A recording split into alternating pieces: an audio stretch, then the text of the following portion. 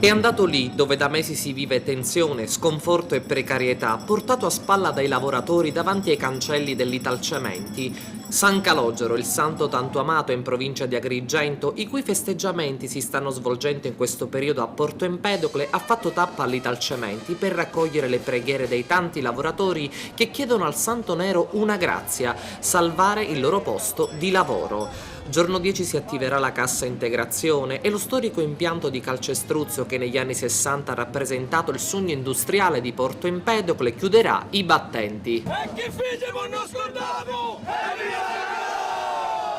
Un flagello che ha portato i lavoratori a scioperi e manifestazioni davanti all'Italcementi per calamitare l'attenzione dei media e di quanti potessero dare una mano. Tutto vano. Unica speranza è il santo affinché possa intercedere e realizzare il miracolo. Io sono un devoto e un portatore da 45 anni, per cui mi sono promesso di portare San Calogero davanti ai cancelli dell'Italcementi, ringraziando le forze dell'ordine e tutti che ci hanno permesso di attraversare la SS115 perché non si può fare, e speriamo che tutto vada bene per il futuro prossimo di Porto Empedocle. Siamo arrivati già alla scadenza del mandato, che praticamente da venerdì l'Italcementi alzerà completamente i cancelli.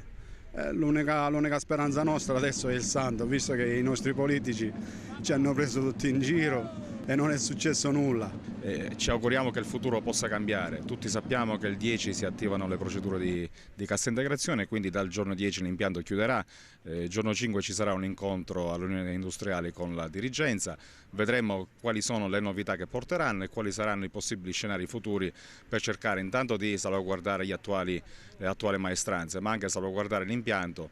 Una festa popolare che lo diventa ancor di più, avvicinandosi ai problemi del popolo. San Calogero è stato un santo che ha portato la pace a quanti erano afflitti dalle malattie e dalle difficoltà, un simbolo di rinnovazione e fratellanza che dà speranza in momenti cupi, come questo che la nostra società sta attraversando.